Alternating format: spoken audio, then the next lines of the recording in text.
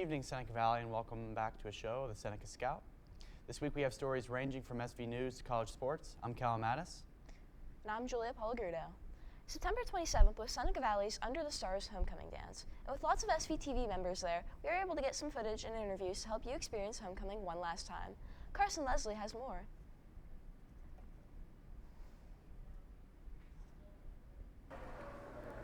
It's safe to say that the 2025 Under the Stars homecoming was a success. We had 957 people in attendance, the DJ was playing great music all night long, and everybody looked and dressed amazing. Fortunately enough, we had multiple SVTV members there live at homecoming to give you more insight on it. We talked to a few key student council members to get more insight on the setup and how homecoming went as well. So what has been your favorite part of homecoming so far? So far, my favorite part of homecoming has been the dance floor and all the good songs playing by the DJs. You heard that right? Homecoming this year was unforgettable. My name is Lucy Meyer and I'm Student Council President. This year for homecoming, we had thousands of people attend. We had an amazing homecoming carnival where we had fireworks and tons of vendors selling things that were amazing. What's been your favorite part of homecoming? My favorite part was definitely dancing to all the songs with my friends. My favorite part was the homecoming parade on Thursday. Woo-hoo! Hi, my name's Matt Wilson, and I'm the Student Council Vice President. This year at our homecoming parade, we had 25 floats and had a spectacular atmosphere. Prior to the dance, we sold nearly 900 tickets, and I really want to take this time to thank our DJ and everyone who came out. So thank you for having an amazing homecoming. You look really good tonight. So what has been your favorite part about homecoming so far? You look great too. I think my favorite part was when we were in the mosh pit and we were dancing. That was really fun. Seeing my friends and hanging with them. Yes. Right. We love homecoming at SV. Sounds good, ladies. Thank you. I'm Mrs. Muchler, the Student Council Advisor, and this was the best homecoming we've ever had.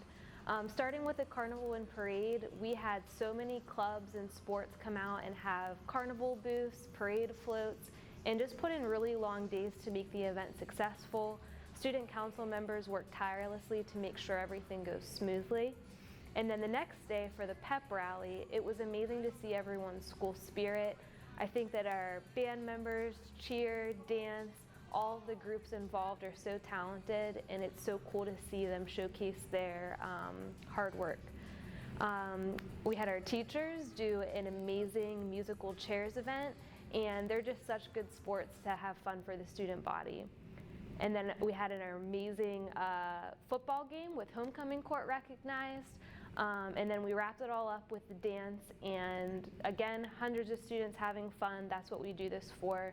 So thanks to Seneca Valley. Decisions on next year's homecoming dance have yet to be made, but when they are made, we will sure be able to find more details on Seneca Valley's website and here on the Seneca Valley Scout. Seneca Valley Marching Band put on a show at the Butler Band Festival on Tuesday, September 30th. The Butler Band Fest has been active for more than 35 years and gives local high school marching bands the spotlight while they mostly perform in parades and football games where they are the supporting act. The Butler Band Fest took place at Butler High School Art Bernard Football Stadium. 9 marching bands, including Slippery Rock, Mars, North Catholic, and others, performed on the night of the festival. This is more of an exhibition, not than a competition. And the Seneca Valley Marching Band practiced on Monday, September 29th to prepare for the show. On November 6th, 8th, and 9th, the Ryan Gloyer Middle School, or RGMS, will be hosting their annual musical. This year's musical is Singing in the Rain. The show is an amazing opportunity for students to showcase their musical abilities and sharpen their public speaking skills. The show is set in 1927 and follows silent film star Don Lockwood with his love interest and friends trying to navigate Hollywood when talking films come out. The musical will take place in the Intermediate High School's auditorium. We interviewed Kate Takuk, a dancer in the musical. What would you say to others interested in joining the RGMS musical? I would definitely tell them to do it. It's so much fun. You get to hang out with your friends. You get to sing and dance. So if you're interested and you're in chorus or band and you just like music in general, I think it's a great extracurricular activity. Why personally did you join the musical? Well, I started doing musicals in like 6th grade and I took voice lessons before that. And I just always have loved theater and music.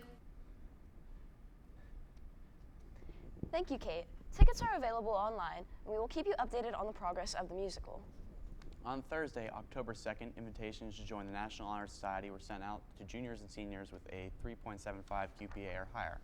All students must fill out the candidate information sheets and submit them by October 16th. For more on this, we will hear from Seneca Valley's NHS advisor, Ms. Bonastali.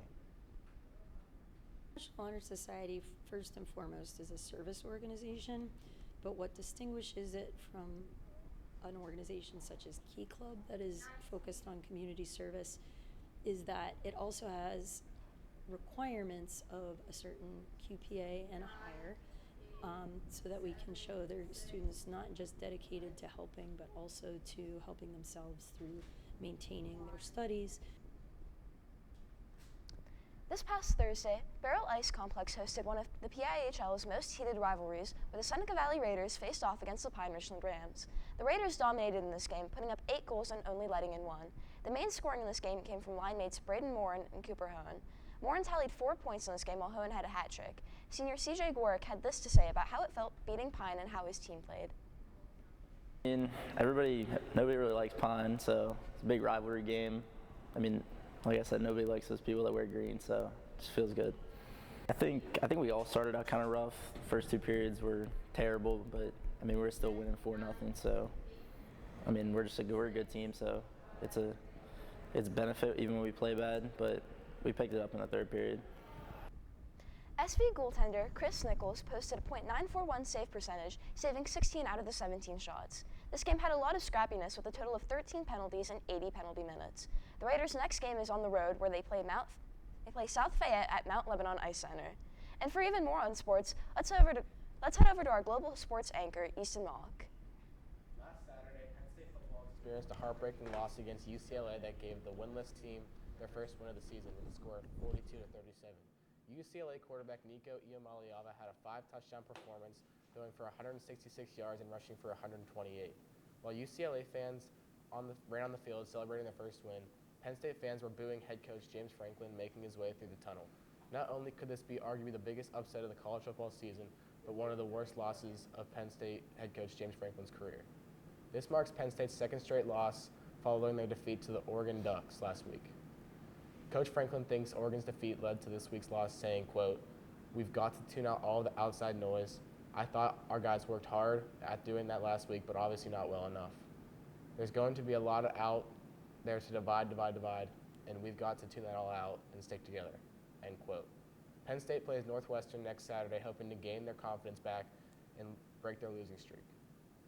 On Tuesday, the Pittsburgh Penguins kicked off the regular season with a home opener, which welcomed the New York Rangers. The roster, which showed off a lot of new faces composed of many prospects from a very promising 5-2 preseason. The roster also showcased forward Anthony Mantha, who was acquired in the offseason as a free agent from the Calgary Flames. The Rangers roster, however, showed off some familiar faces such as Adam Fox and JT Miller.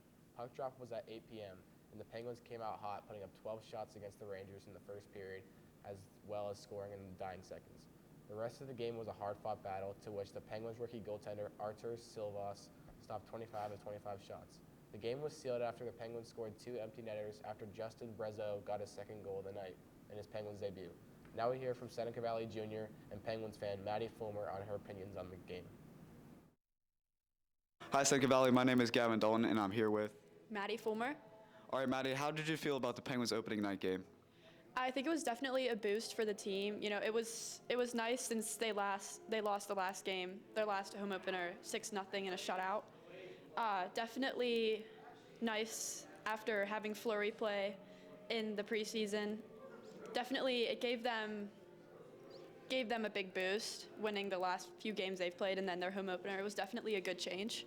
How did it feel to see a change of faces in goaltending? Definitely different. I like the way they played. I think they played pretty well. It's definitely weird having a new face, having like different faces in the goal. Miss Fleury. Yeah, I agree. Thank you so much, Maddie. Have a great rest of your day. You too. Thank you. Thank you, Maddie.